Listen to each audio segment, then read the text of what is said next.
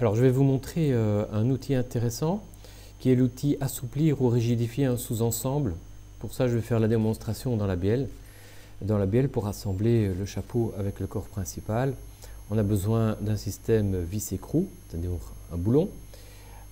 Il faut le mettre deux fois, de part et d'autre, donc ici de notre tête de bielle.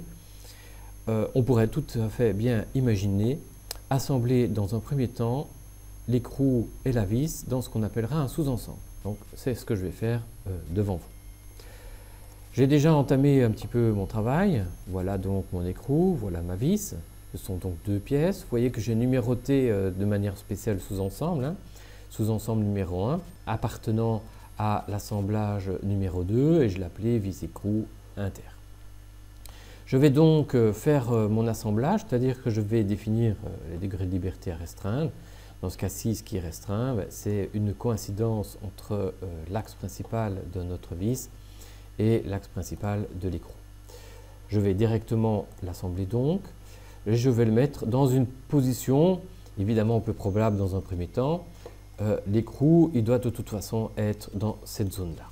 On ne sait pas encore très bien à quelle position finale, puisqu'il faudra le serrer contre le chapeau. Première étape donc. Deuxième étape, je vais enregistrer mon sous-ensemble. Alors, où est-ce qu'on l'enregistre si on veut conserver la logique de numérotation? On va l'enregistrer dans l'assemblage principal. Donc, je vais aller dans mon assemblage principal, productique, et je vais rentrer donc dans mon moteur. Je sais que ça appartient à la bielle, donc je vais rentrer dans la bielle et je mettrai le sous-ensemble à côté de l'assemblage principal de la bielle. Je vais donc l'enregistrer à cet endroit-là. Je continue mon travail, voilà. Je passe maintenant à la construction de la bielle complète. Je vais l'assembler. Que faut-il faire pour cet assemblage?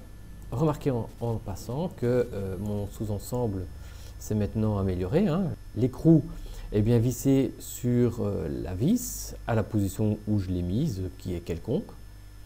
Je vais donc maintenant faire mon assemblage classique, c'est-à-dire que je vais établir des connexions et des liaisons. Par exemple ici, chapeau de bielle, je dois avoir une coïncidence d'axe entre le trou qui est là et le trou qui est ici. Toujours se rapprocher pour avoir accès à tous les éléments à désigner.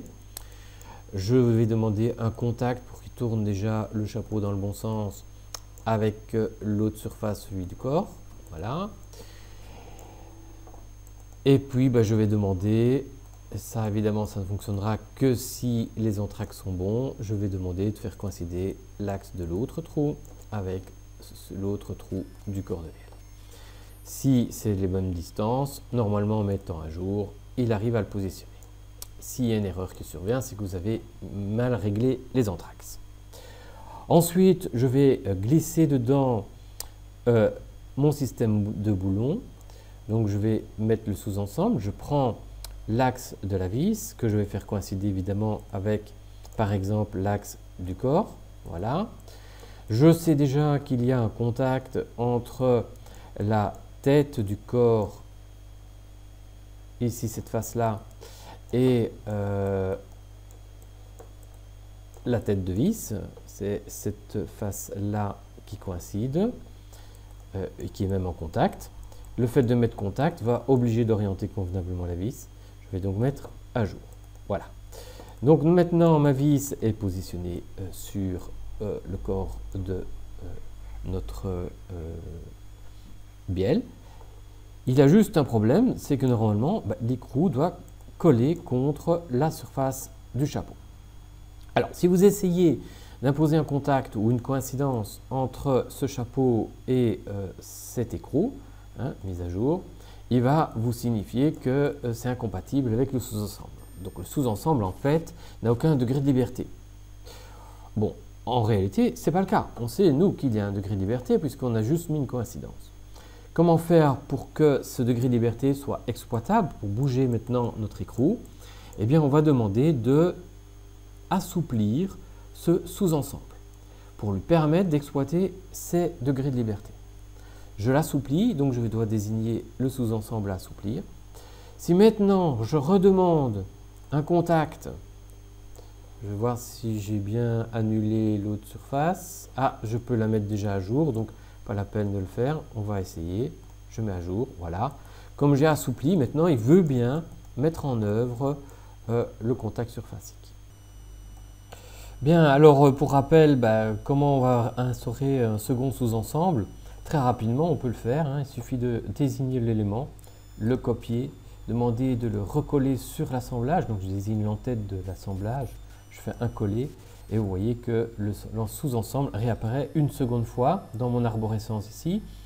Vous voyez bien qu'il a une numérotation numéro 2 au lieu de numéro 1.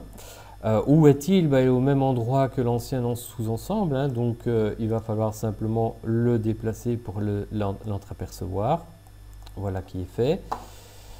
Et on va donc de nouveau mettre des coïncidences pour le positionner convenablement. Donc je vais aller mettre une coïncidence par exemple de l'axe second trou avec celui-ci, un contact de nouveau entre la face de notre tête de bielle avec la face de tête de vis. Un bon zoom pour arriver à le désigner. Voilà qui est fait. C'est très bon. Et je vais donc faire une mise à jour. Alors comme ici on a imposé une autre position dans le sous-ensemble en interne, l'écrou a déjà sa position. En réalité, normalement, il a une certaine souplesse.